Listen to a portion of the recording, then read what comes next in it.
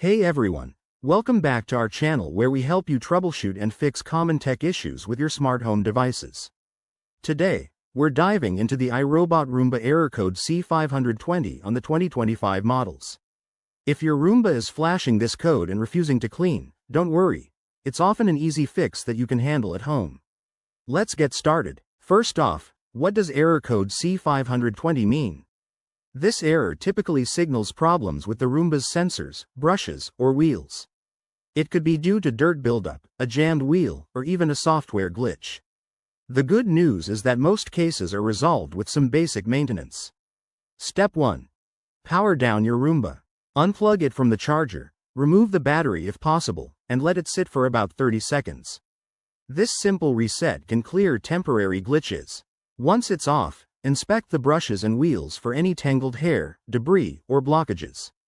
Use a small tool or your fingers to gently remove anything stuck. Be careful not to damage the parts. Next, clean the sensors. These are usually located on the underside of the device. Wipe them with a soft, dry cloth to remove dust or smudges. If your Roomba has been in use for a while, it's also a good idea to check the filter and empty the bin thoroughly. If that doesn't work, try updating the firmware. Download the iRobot app on your phone, connect to your Roomba, and look for any available updates.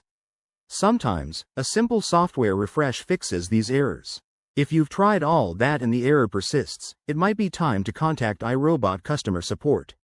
They can provide more advanced troubleshooting or arrange for repairs under warranty. There you have it, a straightforward guide to fixing error code C520 on your 2025 Roomba. Remember, regular maintenance can prevent these issues in the future, so keep your robot clean and happy. If this video helped you, give it a thumbs up, subscribe for more tips, and drop a comment below if you have any questions. Thanks for watching, and we'll see you in the next one.